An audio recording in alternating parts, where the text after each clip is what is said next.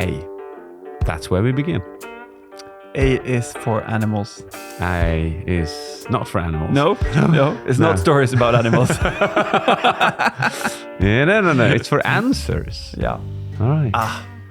And this is actually the most natural way that human beings use stories without even thinking about it. But it seems like it doesn't occur to people that they do it this way. So the way it goes is that if someone asks you a question, you respond with a story.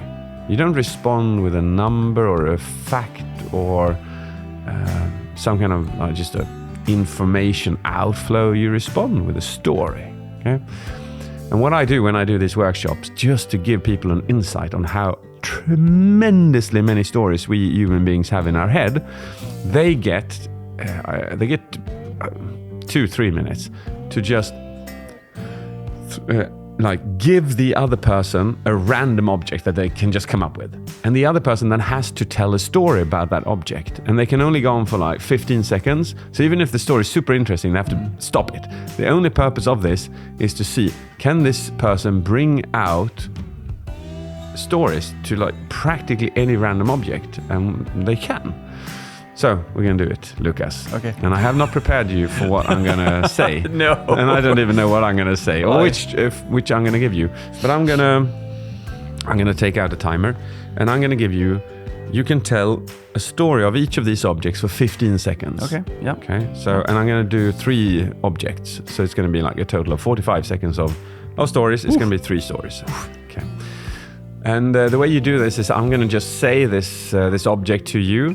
When were you in contact with this object before, for instance? And then boom, you go with the story. Okay? Are you ready? Yeah. You don't.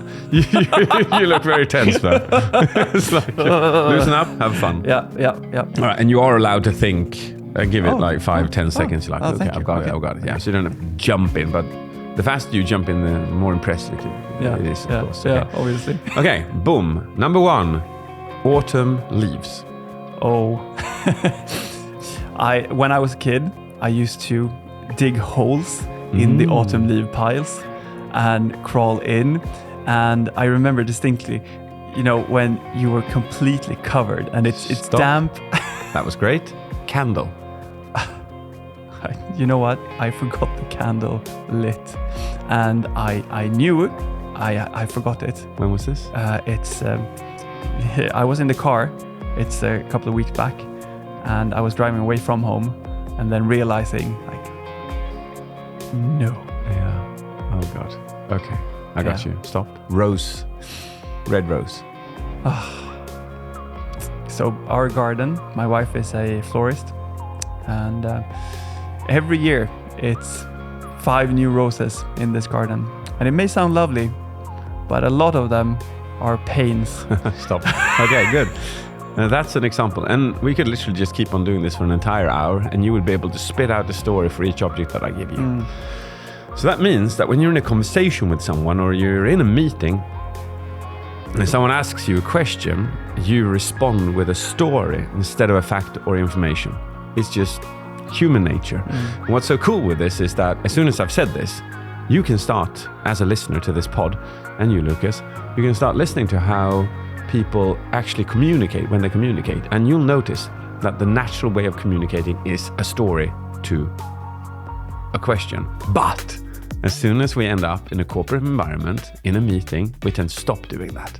And instead, we tend to just use fact arguments or information to convey to the other person. And it just kills the...